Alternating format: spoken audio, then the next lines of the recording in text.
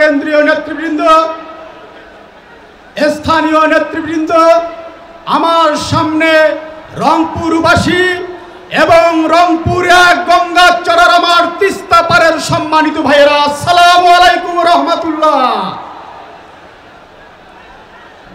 সম্মানিত ভাইয়েরা, আমরা আমাদের রংপুরের হৃদয়ের স্পন্দন আমাদের এটিএম আধার ভাইকে আমরা ফিরে পেয়েছি। আমরা আমাদের নিবন্ধন ফিরে পেয়েছি। আমরা আমাদের দাড়িপাল্লা ফিরে পেয়েছি, আলহামদুলিল্লাহ।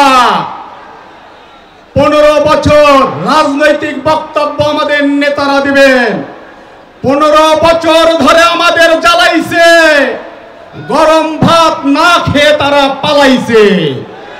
সুতরাং বর্তমান বাস্তবতা, আগে সীমান্তে পাচার হতো এই পাশ থেকে ফেন্সি ডিল, আর এখন সীমান্তে পাচার হয় এই পাশ থেকে কালা মানিক নামের বিচারপতিরা।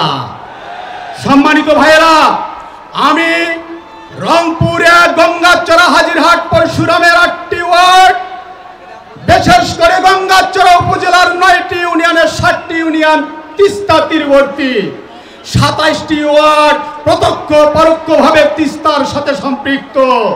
সুতরাং আমাদের আজকের এই জনসভার প্রধান 4টি দাবি: আবু সাঈদের বিচার, আবু সাঈদের খুনিদের বিচার।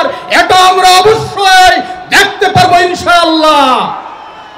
অন্যান্য দাবিগুলো পূরণের পাশাপাশি আমাদের তিস্তা মহাপরিকল্পনা বাস্তবায়নের জন্য সম্মানিত আমিরে জামাত অবশ্যই আমাদেরকে আশার বাণী শোনাবেন এবং প্রয়োজনীয় যে ধরনের আলোচনা দ্বিপাক্ষিক রাষ্ট্রীয় নির্বাহী কর্তৃপক্ষের সাথে করা দরকার, আমরা বিশ্বাস করি এই তিস্তা মহাপরিকল্পনার জন্য, বাস্তবায়নের জন্য রংপুরের মানুষের প্রাণের দাবি অবশ্যই বাস্তবায়ন হবে ইনশাআল্লাহ।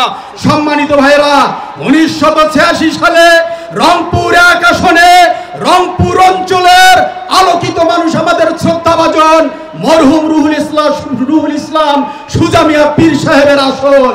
এই আসন 86 সালে কেড়ে নেওয়া হয়েছিল। আগামী নির্বাচনে এটা পুনরুদ্ধারের সময় এসেছে।